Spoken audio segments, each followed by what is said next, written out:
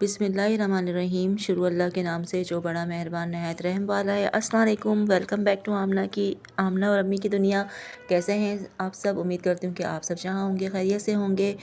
और आज मैंने सोचा था कि मैं थोड़ा जो है ना वो पंजाबी स्टाइल जो है वो बोलूँगी। तो मुझे अच्छा लगता है कि अपनी ज़बान बोलना, और मुझे इतनी ज़्यादा तो नहीं आती। बेसिकली मैं जो है वो मियाँ वाली फैमिली से बिलोंग करती हूँ, तो मुझे इतनी ज़्यादा मेरी क्लियर नहीं है। लेकिन मैंने एक दफ़ा किसी का व्लॉग देखा था तो मुझे बड़ा अच्छा लगा था उनका ये अंदाज़। और शायद जो व्लॉग देखते हैं वो समझ भी जाएंगे कि हाँ ने तुसी सारियाँ ने। तो मुझे उनके ये जुमला बहुत अच्छा लगता है उनके मुंह से। हो सकता है कि मेरे मुंह से इतना अच्छा ना लगा हो, बल्कि नहीं लगा होगा। तो उनकी बड़ी मुंह से ना ये मीठा सा मुझे लगता है ये जुमला। तो मैंने कहा था मैं भी अपने व्लॉग में ना एक दिन ना ज़रूर बोलूँगी कि हाल हैं तुझसे सारियाँ ने। तो चलें, आज मैंने फाइनली ये बोल ही दिया।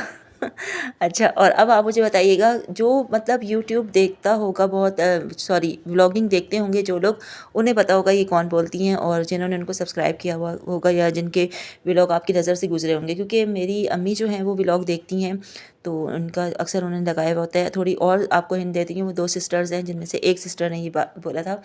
तो बहुत अच्छा लगा था मुझे उनके उससे ना, उनके मुँह से। तो मैंने कहा मैं भी ये बोलूँगी। और मुझे वैसे वो मैंने उनको कभी देखा नहीं है व्लॉग, लेकिन अम्मी जैसे मतलब सुन रही होती हैं ना, तो लाइक देसी मॉम होती हैं, वो कोई हैंड फ्री वगैरह यूज़ नहीं करती, तो वैसे ही बस लगा हुआ होता है। तो मैंने सुन लिया था, तो मुझे बहुत अच्छा लगा था उनका। तो उनकी और भी मुझे बातें बहुत अच्छी लगती हैं। चलें जी, तो यहाँ बन रही थी चाय। और आपको पता है कि आजकल कराची में इतनी ज़्यादा ठंड है, इतनी ज़्यादा ठंड है कि चाय का तो मेरे जैसे बंदे का जो दिल है वो 2-2 मिनट की बात करता है। 2 मिनट भी अभी मैंने आपको कम बताएं। तो दिल चाहता है कि ना बस चाय पीता रहे। अच्छा, वॉइस ओवर में यही प्रॉब्लम होती है कि बाहर कोई बाइक जा रही हो। बिल्कुल हमारा घर जो है ना गली में ही है, तो कमरा जो है ना वो बिल्कुल मतलब बाहर की तरफ है, तो आवाज़ आती है। तो वॉइस ओवर में पहले तो मैं जब शुरू में करती थी ना बहुत परेशान होती थी। मैं कहती थी नहीं करना मुझे वॉइस ओवर, नहीं करनी मुझे व्लॉगिंग। ये वॉइस ओवर की वजह से मैं परेशान हो जाती थी। लेकिन अम्मी, मैं जैसे बहुत सारे लोगों का व्लॉग नहीं देखती, तो अम्मी कहती है नहीं, लोगों की जो है ना वो आ रही होती है वॉइस, कोई मसला नहीं है। बच्चों के खेलने की भी आवाज़ें आ रही होती हैं। तो मैंने कहा चलो ठीक है। तो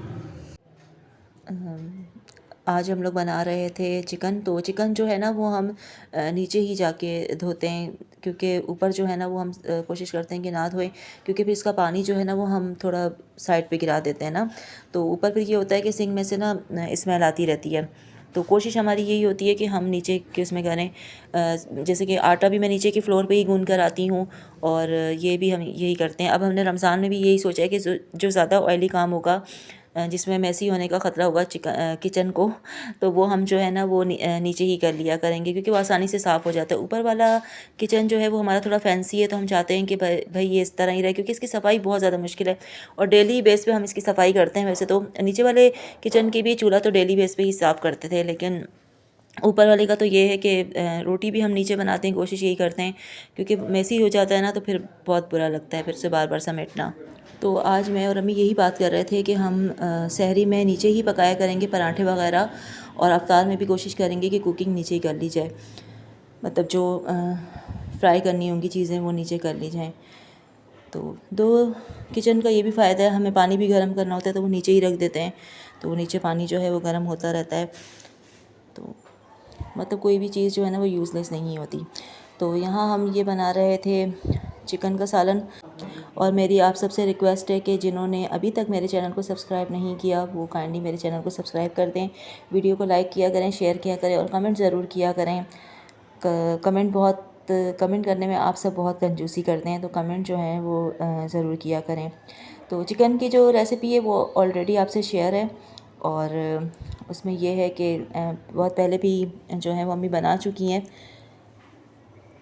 तो ये वैसे तो सिस्टर बना रही हैं, और सिस्टर भी जो हैं वो खाना अम्मी की तरह का ही बनाती हैं। जैसे अम्मी मतलब जो जो स्टेप फॉलो करती हैं, तो सिस्टर भी वैसे ही खाना बनाती हैं। तो जो बेटियां होती हैं वो तो माओं के ही अंदाज से जो है ना वो खाना बनाती हैं ज़्यादातर, क्योंकि शुरू से वो उनको ही देखती आती हैं कि अम्मी जो है वो किस तरह बना रही हैं, तो वो वैसे ही फॉलो करती हैं। और कहते हैं ना कि फिर जायका भी उनके हाथ में जो है ना वो अपनी माँ का ही होता है। लेकिन मेरी अम्मी बहुत टेस्टी खाना बनाती हैं, और सिस्टर भी अच्छा खाना बनाती हैं। लेकिन अम्मी का जो है ना वो बहुत मशहूर है कि अम्मी बहुत अच्छी चीज़ें बनाती हैं। कुछ चीज़ें अम्मी की बहुत ज़्यादा अच्छी हैं, वैसे तो सारी बनाती हैं, लेकिन कुछ चीज़ें ऐसी हैं जिनमें अम्मी का कोई भी जो है ना वो मतलब मुकाबला नहीं है किसी से भी। तो यहाँ पर जो है ये चिकन के सालन में हम जो है वो मतलब प्याज और टमाटर वगैरह को सबको ग्राइंड कर लेते हैं, क्योंकि फिर ये इसका जो है ना वो ग्रेवी जो होती है वो यकजान सी हो तो अच्छी लगती है।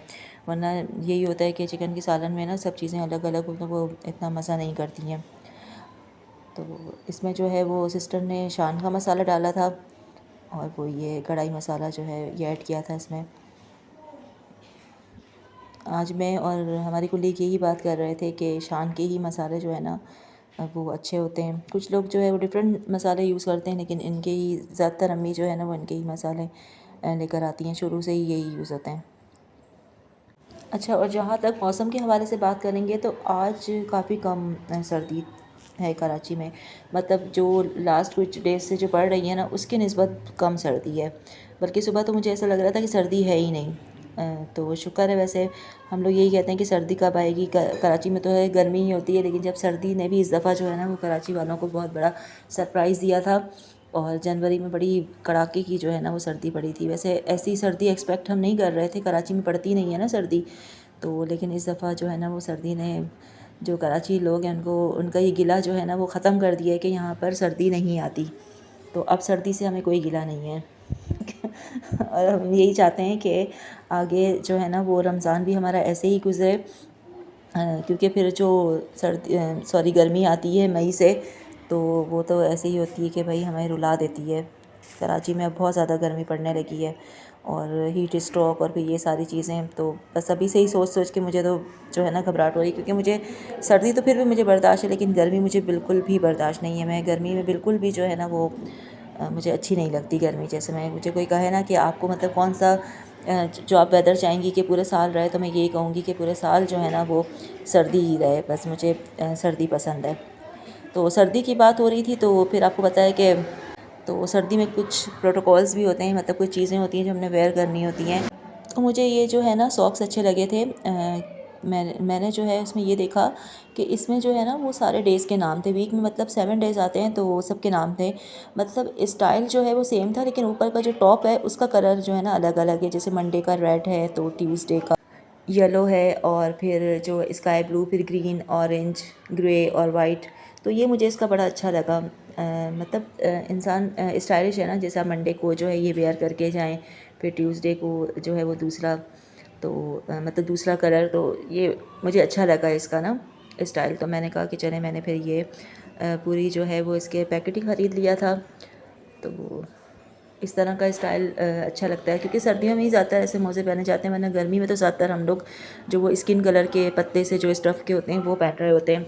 तो मैंने जैसे कि आपको बताया था कि हमने आटे का सामान नीचे ही रख दिया है, तो फिर मैंने नीचे आटा गूँध लिया था, और सामान भी फिर नीचे ही रखा हुआ है। फिर ऊपर जो है मैं आटे को लेकर आई ताकि इसको थोड़ा रेस्ट दे दूँ, और फ्रिज भी हमारा ऊपर ही है, और बर्तन जो हैं वो धुले हुए थे, और दूध मैंने आटे के साथ ही उबालने के लिए रख दिया था। और मुझे चाय की तलब हो रही थी, और मैंने कहा चाय बनाऊं, लेकिन बैक टू बैक इतने काम थे कि फिर उसके बाद मैं बिल्कुल ये भूल ही गई। मैंने नमाज़ पढ़ी, रोटी बनाई फिर, और खाना खा के फिर मैं थोड़ी देर के लिए सो गई थी, और फिर उठी तो शाम हो गई थी। फिर असर की नमाज़ पढ़ी थी मैंने, और फिर जो है ना वो चाय रखी थी। अच्छा, ये उस दिन संडे की रात को जो है वो अंकल आंटी बाहर गए थे खाना खाने, तो वापसी में वो हमारे लिए आइसक्रीम लेकर आए थे। तो उस वक्त तो हमने रख दी थी, फिर हमने ये बाद में खाई थी। और अंकल आंटी चूँकि खाना खा कर आए थे, तो मैंने कहा कि चाय बना लें, तो मैंने उनके लिए बनाई जल्दी जल्दी से चाय। हालांकि उस वक्त मैंने वज़ू किया हुआ था, नमाज़ पढ़ने के लिए मैं रेडी थी। फिर मैंने जल्दी जल्दी उनके लिए चाय बनाई। और आज का व्लॉग यहाँ तक का ही था। अगर वीडियो अच्छी लगी हो तो लाइक करें, शेयर करें, कमेंट करें, और चैनल को सब्सक्राइब करना ना भूलिएगा। अपना ख्याल रखिएगा। अल्लाह हाफ़िज़।